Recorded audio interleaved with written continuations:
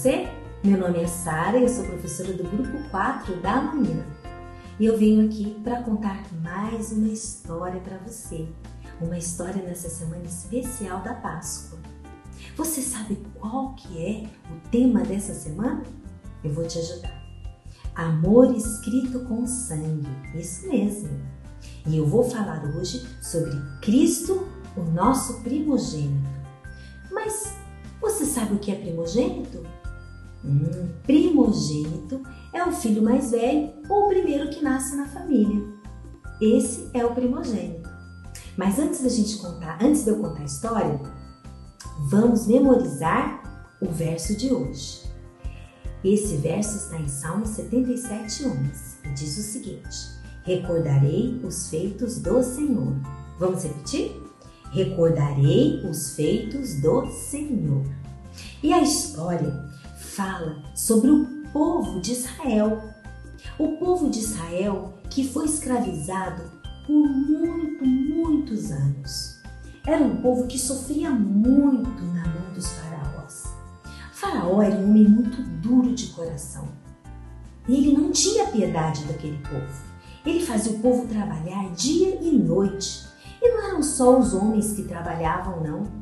As mulheres, as crianças, as pessoas de idade, todos tinham que trabalhar para o faraó.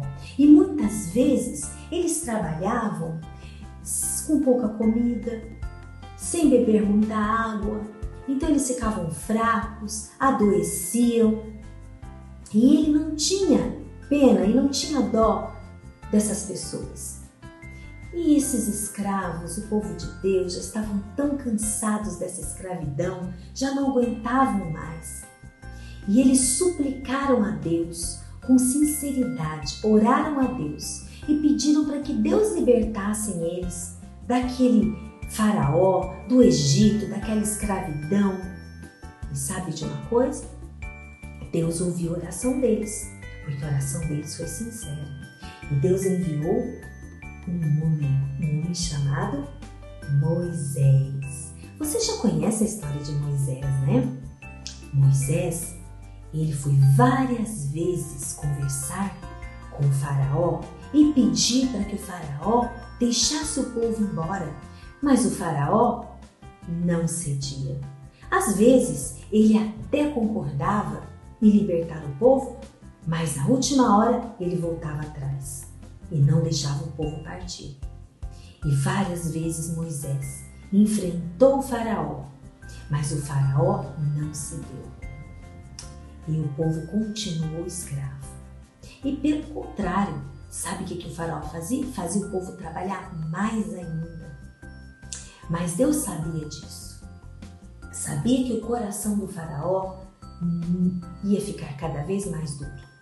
Então Deus chegou um certo dia e disse para Moisés: Moisés, dessa vez o meu povo vai sair do Egito. O faraó vai libertá-los.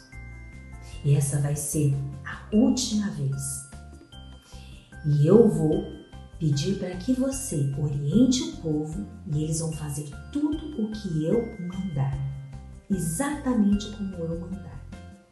E Deus orientou Moisés. E Moisés falou para o povo que eles deveriam pegar um cordeiro sem mancha, sem defeito, e deveriam sacrificar esse cordeiro e pegar o sangue desse cordeiro e passar em volta dos umbrais da porta, nos umbrais da porta, em volta das portas.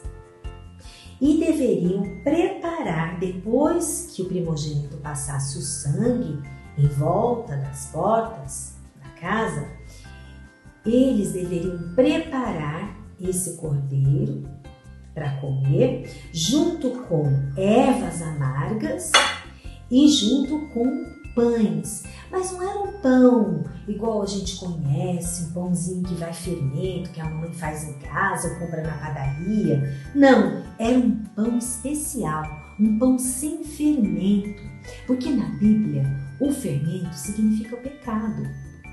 Então esse pão não poderia ter fermento.